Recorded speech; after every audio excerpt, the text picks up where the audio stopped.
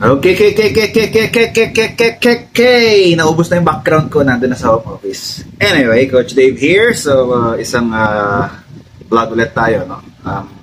Ito yung padala ni Krisha's Kitchen. Natikman na natin to dati.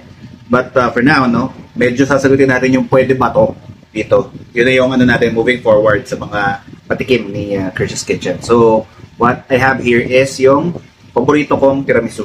So, this is the tiramisu. So, ano ba tawag dito?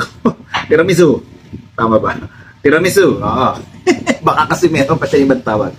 So, pwede ba to? No? Pwede ba to sa LCIF? Way of eating? So, tingnan natin kung ano yung kanyang macros. Ang kanyang protein ay 3.48. Ang kanyang net carbs is 1.63. Then ang kanyang fat ay 12.73. So, that being said, no? Low carb siya. So, since low carb siya, pwede siya technically speaking, okay? Pwede rin siya conditionally speaking, pero hindi siya pwede strictly speaking. So, if ang way of eating mo is strict, as in gusto mong sumali sa mga competition, beauty pageants, and the likes, strict ang datingan mo, no? Kailangan mo talaga super duper mega over strict, hindi to pwede sa strict LCIF way of eating. Okay? Even if it's low carb eh. Pero hindi siya pwede dahil hindi siya meat, egg, seafood. Dessert na kasi siya, may almond flour, etc. But if you're someone like me lang, no? Na hindi naman sasali sa beauty pageant, hindi sasali sa Century Tuna Super Bad, hindi pa. So technical lang. So pwede siya technically speaking.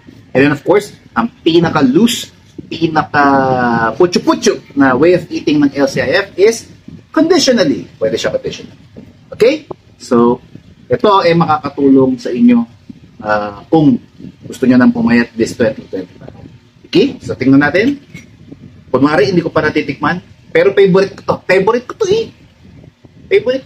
Pwede ko nga siyang kainin ng isang ano eh. By the way, yung sinabi ko, so yung carbs niya na less than 2 is 1 serving. So, this entire can is 8 servings daw. So, less than 2. So, that's about 2, 4, 6, 8. So, kung maubos ko man to, kunwari, ubusin ko kaya ngayon.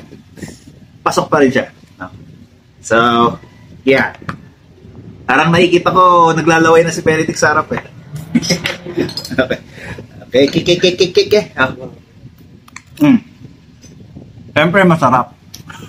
So, kung technical lang kayo and conditional lang kayo, bagay na bagay itong mga low-carb desserts ni Krisha's. Okay? Pwede na.